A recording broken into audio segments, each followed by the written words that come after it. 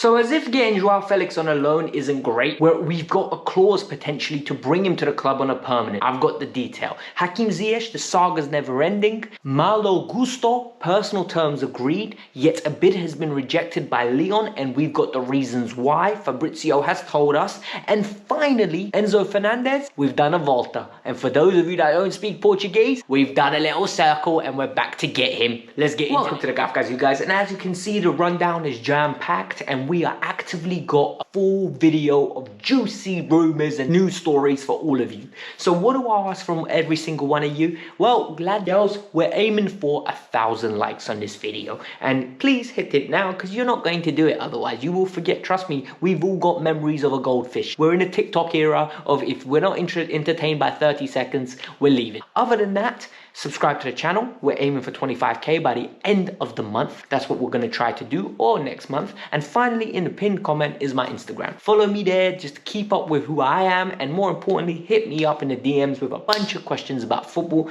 I usually respond and we have a nice conversation. But let's get on with the big story of Enzo. Alright, so if you don't know who Enzo Fernandez is, how do you not know? Because everybody knows the World Cup winning maestro, the guy that plays for Benfica, the guy that joined them for 18 million euros and now is touted to be a 120 million euro player. So evidently, it's obvious for every single one of us that this guy is good, right? Because I watched him the other day for Benfica, and trust me, this guy was wicked. He was like a young Cesc Fabregas, playing balls through, getting assists, dominating the middle of the park, and it just was lovely to watch. But what's going on? Basically, Chelsea have done a volta. Reports in Portugal are actively saying that Chelsea are back for Enzo Fernandez, and they are actively going to try get him. There are more articles later in the day coming out that Mendes is behind this. He is trying to push this deal through. But peeps, I am going to have to be the bearer of bad news. I'm not going to be the bearer of bad news for the long term. I'm going to be in the short term. I'm going to give you the pinch of realism that we need. What has changed on the level? What has changed that all of a sudden Benfica are going to sell him? Benfica don't want to lose the guy. Benfica never wanted to lose the guy in this window. They believe they've got a good chance of winning the league, which they're 4 points clear.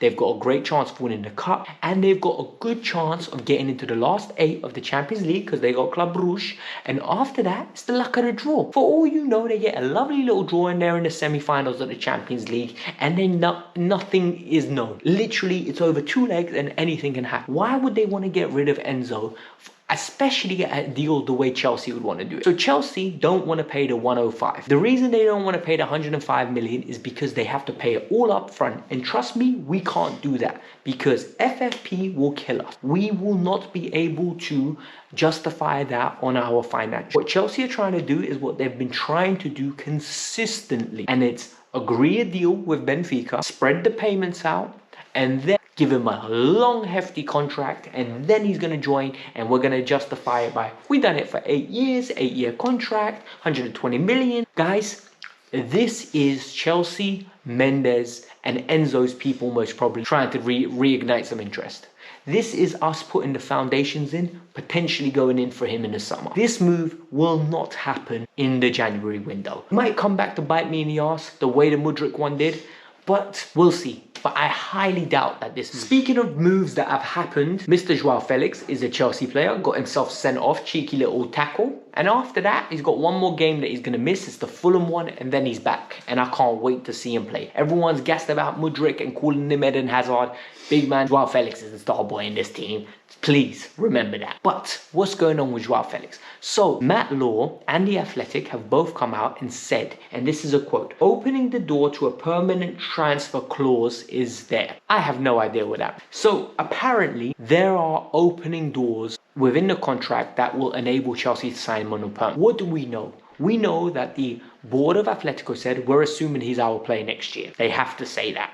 They can't come out and say, no, we have to sell him. But we know that Cholo Simeone is staying. We know Diego Simeone is going to be staying, and we know he wants him nowhere near the team. What we need to do now is basically understand what Joao wants to do. Because if Joao performs at Chelsea, guys, we've only seen 60 minutes. And as much as I love him, as much as I think he's going to bang, we need to see what he's like across the span of game. Once we see that, if we're in a place where we can afford him, I think the club will go for it, because he sells shirts. 2, he's a star boy, so he's a marketing. I perfect phenomenon. 3, he's a wicked football player. And 4, he's got all the potential in the world to be the face and poster boy of your team on and off the pitch. So Chelsea will actively go and try to do. Whether it can happen, whether Matt Law saying there's a clause there, whether the Athletic saying there's a clause there is real or not, this is good signs. It means that Chelsea can negotiate a deal the way they've done it with Kovacic in the past, the way that Arsenal done it with Odegaard in the past. It's a loan. It doesn't matter if there's no option. It does not matter. Speaking of positions that are needed to be covered, well, number 1, we needed a right back cover for years now. Since 2019, I've been calling for it. Since 2019, I've been saying maybe it's time to move Aspi on. Maybe it's time to get rid of Aspi.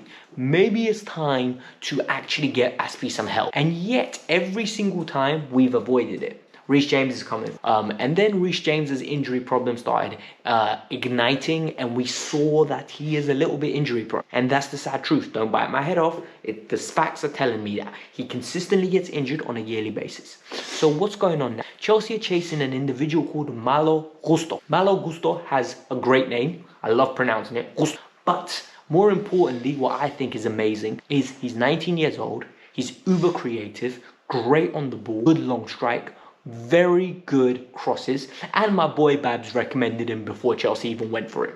So when it comes to my football knowledge of young players, I've got my guy Babs. He knows everyone. Honestly, I don't know how he has the time in the day, but he always comes with me with lists of names, and I love it because I get to go research those players and I find out about the stars of tomorrow. I don't play FM, I don't play Football Manager, FIFA anymore, so I don't know as many of the young players. I'm out of the loop. The only time I hear about them is if a big club chases them or if I watch a game and someone catches my eye. But by that point, it's too late. But with Malo Gusto, I've known about him for a little while now. I haven't seen any games of him live, so I can't lie. All my knowledge is coming from articles I've read, compilations I've seen, and people that I trust and their opinions. This kid is talented. That's what I've heard. And he is one of the right backs that we should be going after. That's what I've been told. What I like to see about this is Chelsea have already agreed personal terms with him and his team. And the only thing is the first bid has been rejected from Lyon. And this is coming from Fabrizio Romano. Fabrizio Romano says they want to keep him till June. The reason they want to keep him to June is because they want to get a little bidding war going in the summer. We all know this routine, and they don't want to get rid of a right back during the season, because then it means they have to go and replace him. They only have a couple of days. People know they got money. All of a sudden, everyone's prices are inflated. So you get the gist here. No one wants to sell their best assets in January. Everyone wants the 3 months in the summer to go and clean up a mess of leaving a position empty. But this is good news, and I am very happy about this. This is a player we should. And finally, Mr. Hakim Ziyesh is still in massive demand. So what I really like about Hakim Ziyesh at this moment in time is I'm seeing a side of him that I haven't seen since he joined Chelsea. And I'm seeing charisma, I'm seeing confidence, and finally I'm seeing character. So one thing he's really lacked is he's always been getting injured, and he always looks like he doesn't care.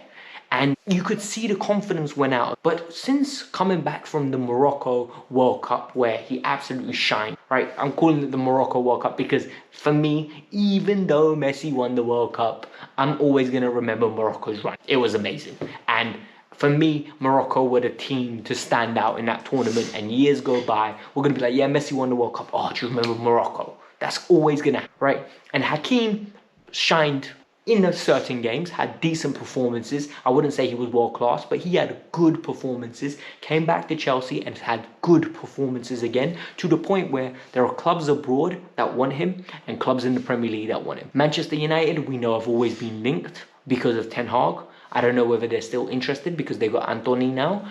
But Newcastle are avidly chasing this player. Newcastle want this player and expect Ziyech potentially to leave before the window closes. As at this moment, we haven't sold anyone. We haven't got rid of anyone. We haven't loaned anyone.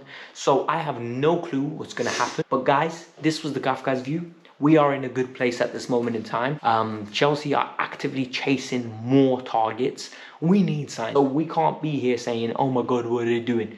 We need all the help we can. The quality in this team isn't great. But this was the Kavkas View. I hope you all enjoyed it. 1,000 likes is what we're aiming for. Hit the like button, subscribe to the channel, and I will see you guys. If not tomorrow, I'll see you on Wednesday. Peace out.